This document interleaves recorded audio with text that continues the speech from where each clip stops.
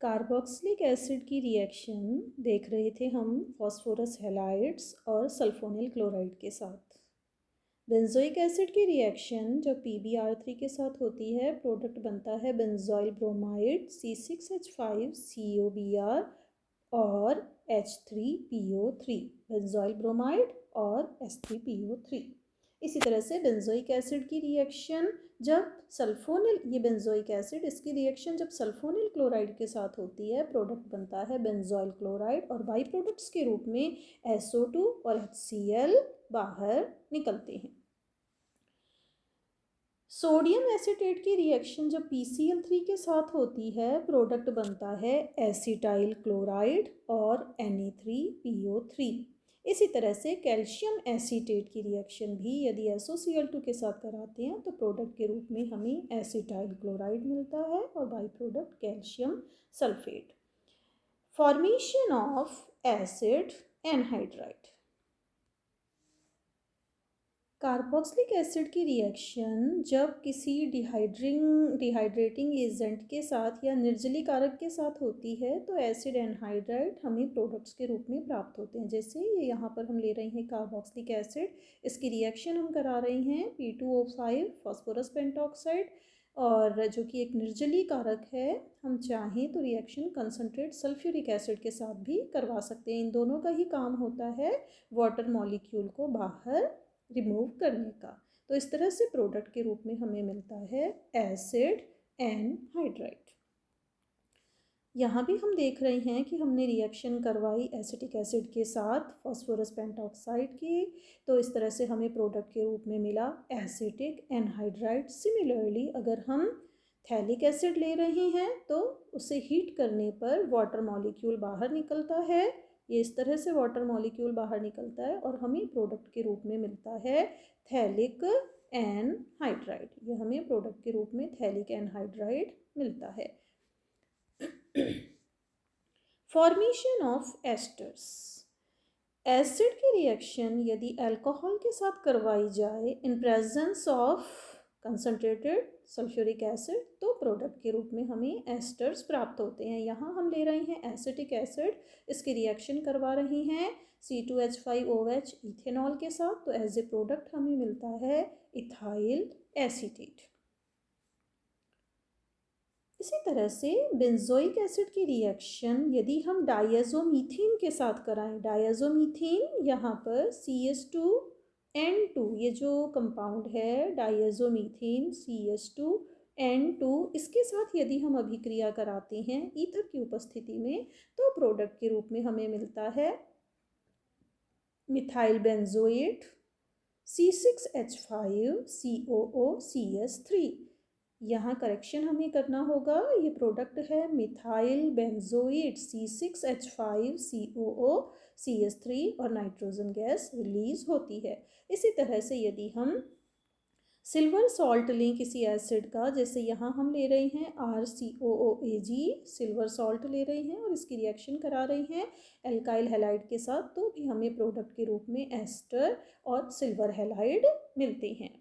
जैसे यहाँ हमने लिया सिल्वर बेंजोएट और इसकी इथाइल ब्रोमाइड के साथ रिएक्शन कराई, प्रोडक्ट के रूप में हमें मिला यहाँ पर सिल्वर बेंजोएट। यदि हम ले रहे हैं तो प्रोडक्ट के रूप में हमें मिलेगा C6H5COOC2H5 यानी इथाइल बेंजोएट। करेक्शन यहाँ पे हमें करना होगा, यदि हम एसीटेट ले रहे हैं, जैसे सिल्वर एसीटेट हम ले रहे हैं, उसकी रिएक्शन यदि इथाइल ब्रोमाइड के साथ कराते हैं तो प्रोडक्ट के रूप में फिर हमें मिलेगा इथाइल एसीटेट। इसी तरह से एमाइड्स, ये सभी एसिड डेरिवेटिव्स हैं। एनहाइड्राइड्स जो हमने बनाया, एस्टर्स बनाया, और इसी तरह से एसिड डेरिवेटिव हम ले रहे हैं एमाइड। एमाइड को किस तरह से बनाया जा सकता है एसिड्स से? एसिड की रिएक्शन यदि हम अमोनिया के साथ कराएं तो सबसे पहले हमें अमोनियम सॉल्ट्स प्राप्त होंगे, जैसे यहाँ मिल रहा है CH3COOH की रिएक्शन अमोनिया के साथ करवाने पर CH3COONH4 अमोनियम एसीटेट, और इस अमोनियम एसीटेट को जब गर्म करते हैं तो ये अमोनियम सॉल्ट, इसमें से वाटर मॉलिक्यूल निकल जाता है और प्रोडक्ट के रूप में हमें मिलता है एसिड एमाइड। मैकेनिज्म देखते हैं डिकार्बोक्सिलेशन की। क्या मैकेनिज्म है? जैसे हमने कोल्बे सिंथेसिस में देखा कि सोडियम सॉल्ट या पोटेशियम सॉल्ट जब हम लेते हैं एसिड का, उसकी सोडा लाइम से रिएक्शन कराते हैं तो CO2 गैस निकलती है और एल्कीन प्राप्त होती है। तो किस तरह से ये डिकार्बोक्सिलेशन होता है ये देखते हैं। ये हमने यहाँ पे एसिड लिया RCOO- कोई भी हम सोडियम या पोटेशियम एल्केनॉइड ले रहे हैं तो ये सोडियम पोटेशियम हम मान सकते हैं कि ये कोई सॉल्ट है। तो ये ऑक्सीजन पे नेगेटिव चार्ज RCOO-। इसमें से ये जो पाई बॉन्ड के इलेक्ट्रॉन हैं CO के पास में, जो ये CR वाले सिग्मा इलेक्ट्रॉन्स हैं, ये R की तरफ शिफ्ट होते हैं। R की तरफ शिफ्ट होने के कारण कार्बन पे उस इलेक्ट्रॉन डेफिशिएंसी को कंप्लीट करने के लिए जो ऑक्सीजन पे नेगेटिव चार्ज है, ये इलेक्ट्रॉन कार्बन की तरफ आती हैं। तो इस तरह से CO2 मॉलिक्यूल निकल जाता है और R negative R- carbon ion बनता है। ये R- जो बना है ये हाइड्रोजन के साथ, चूँकि हमने रिएक्शन हमने कैसे करवाई थी यहाँ पर RCONA sodium salt of acid हमने लिया था। तो ये R- जो बना है ये H के साथ हाइड्रोजन आयन के साथ रिएक्ट करके हमें देता है एल्कीन। इसी तरह से बीटा कार्बोनिल कार्बोक्सिलिक एसिड भी हम बना सकते हैं। जैसे बीटा कीटो कार्बोक्सिलिक एसिड हमने यहाँ पर लिया और इसे यदि गर्म किया हाई टेम्परेचर पे, लगभग 100 डिग्री सेल्सियस टेम्परेचर पे, तो हमें कीटोन्स प्राप्त होते हैं।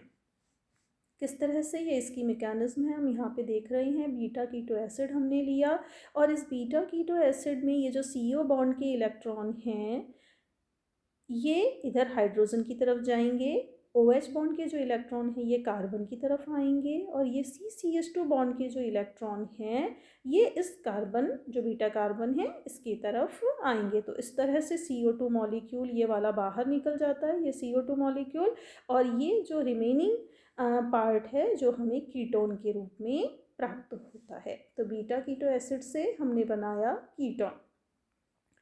बेंजोइक एसिड की रिएक्शन यदि हम कॉपर कार्बोनेट के साथ कराएं या कॉपर हाइड्रोक्साइड के साथ यदि हम इसकी रिएक्शन कराएं तो हमें प्रोडक्ट के रूप में बेंजीन मिलती है।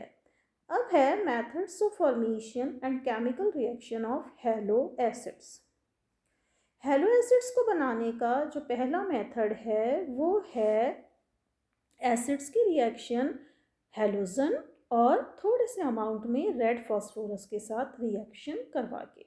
तो जैसे हमने यहाँ पे लिया है प्रोपेनोइक एसिड। इस प्रोपेनोइक एसिड की रिएक्शन जब हमने ब्रोमीन और रेड फॉस्फोरस की उपस्थिति में कराई तो हमें मिल रहा है 2 ब्रोमो प्रोपेनोइक एसिड। हम देख रहे हैं कि यहाँ पर जो ये अल्फ़ा हाइड्रोजन था कार्बोक्सिलिक ग्रुप के जस्ट एडजेसेंट कार्बन पे जो हाइड्रोजन है अल्फ़ा हाइड्रोजन, ये अल्फ़ा हाइड्रोजन हम यहाँ देख रहे हैं क्या हुआ, हैलोजन यानी कि ब्रोमीन से यहाँ पर रिप्लेस हुआ और प्रोडक्ट मिला 2 ब्रोमो प्रोपेनोइक एसिड। इस रिएक्शन का नाम है हेल-पोलार्ड-जेलिंस्की रिएक्शन। तो इस तरह से हमने हेलो एल्केनोइक एसिड बनाया। दूसरा मेथड इसको बनाने का है कि हम लेंगे हाइड्रोक्सी एसिड। ये यहाँ हम देख रहे हैं लैक्टिक एसिड हमने लिया, ये अल्फ़ा हाइड्रोक्सी एसिड है और इसकी रिएक्शन यदि हाइड्रोजन हैलाइड के साथ जैसे HBr के साथ यहाँ पर हमने कराई तो प्रोडक्ट बन रहा है 2 bromo propanoic acid. Beta unsaturated aldehyde यदि हम लेते हैं, जैसे एक्रोलीन हमने यहाँ पर लिया, इसकी HCl के साथ रिएक्शन कराई तो एडिशन रिएक्शन होगी और इस तरह से हमें ये प्रोडक्ट मिलेगा। इस एल्डिहाइड को आगे यदि हम ऑक्सीडाइज करें तो हमें बीटा हेलो एसिड्स मिलते हैं। जैसे यहाँ मिला beta chloro propanoic acid.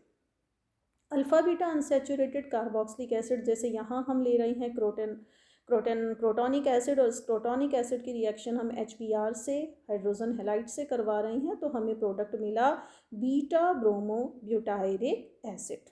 HBr का एडिशन हुआ यहाँ क्रोटोनिक एसिड पर।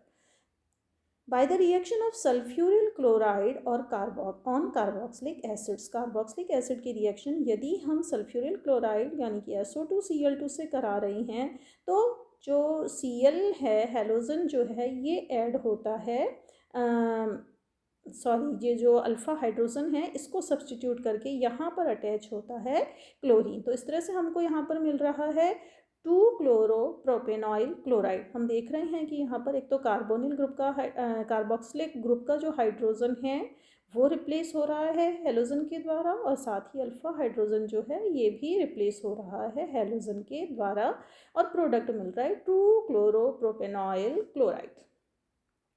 ये हाइड्रोलिसिस पर और बॉईल करने पर हमें प्रोडक्ट देते हैं 2 क्लोरोप्रोपेनॉइक एसिड। तो ये सारे मेथड्स हैं जिनके द्वारा हम हेलो कार्बोक्सिलिक एसिड्स प्राप्त कर सकते हैं।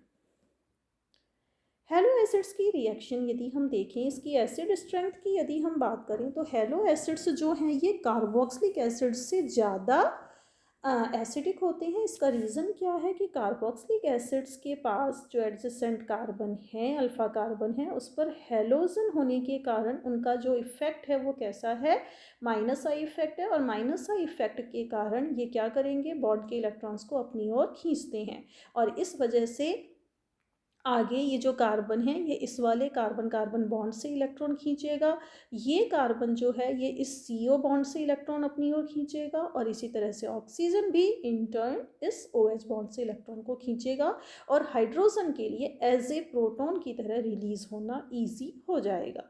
तो इस तरह से जो हेलो एसिड्स हैं इनकी एसिड स्ट्रेंथ ज़्यादा होती है कार्बोक्सिलिक एसिड से। रिएक्शन विद एल्कली, ये हम देख रहे हैं यहाँ पर हमने लिया है RCHCl यानी कि अल्फ़ा हेलो एसिड, इनकी एल्कली से रिएक्शन कराई, तो ये जो Cl है अल्फ़ा कार्बन पे जो हेलोजन है ये हाइड्रोक्साइड के द्वारा रिप्लेस होगा और NaCl बनेगा, और हमें हाइड्रोक्सी कार्बोक्सिलिक एसिड मिलेंगे। जैसे यहाँ हम ले रहे हैं 2 ब्रोमोप्रोपेनॉइक एसिड और इसकी रिएक्शन करा रहे हैं AgOH के साथ, तो एज ए प्रोडक्ट हमें मिल रहा है हाइड्रोक्सी प्रोपेनॉइक या alpha hydroxy propanoic acid, lactic acid. इसी तरह से बीटा हेलो एसिड्स जो हैं ये भी हमको मिलते हैं। किस तरह से हमें मिलेंगे, हमने जैसे यहाँ पर लिया बीटा हेलो प्रोपेनॉइक एसिड या बीटा क्लोरोप्रोपेनॉइक एसिड, और इस हाइड्रोक्सी जो बीटा हेलो एसिड है इसकी रिएक्शन हमने कराई NOH से, तो हमें मिला बीटा हाइड्रोक्सी प्रोपेनॉइक एसिड, और इसमें से वाटर मॉलिक्यूल के रिमूवल के द्वारा ये चेंज हो जाता है एक्राइलिक एसिड में। न्यूक्लियोफिलिक सब्स्टिट्यूशन रिएक्शंस भी ये शो करते हैं हेलो एसिड्स। जैसे यहाँ हमने लिया क्लोरोप्रोपेनॉइक एसिड, इसकी रिएक्शन जब KCN के साथ होती है तो ये क्लोरीन रिप्लेस हो जाता है साइनाइड के द्वारा, अल्फ़ा साइनो प्रोपेनॉइक एसिड हमें मिलता है। इसी तरह से अमोनिया के साथ रिएक्शन कराएं तो NH2 ग्रुप जो है ये Cl को रिप्लेस करके अल्फ़ा अमीनो प्रोपियोनिक एसिड देता है। NaOC2H5 यानी कि सोडियम इथॉक्साइड के साथ यदि अल्फ़ा क्लोरोप्रोपियोनिक एसिड की रिएक्शन कराएं तो अल्फ़ा इथॉक्सी प्रोपियोनिक एसिड प्राप्त होता है। अब है कार्बोक्सिलिक ग्रुप की अभिक्रिया। जैसे हम क्लोरो एसिटिक एसिड ले रहे हैं और इसकी रिएक्शन करा रहे हैं सोडियम कार्बोनेट के साथ या सोडियम बाइकार्बोनेट के साथ, तो प्रोडक्ट के रूप में हमें मिलता है sodium salt of chloro acetate यानी सोडियम क्लोरो एसीटेट।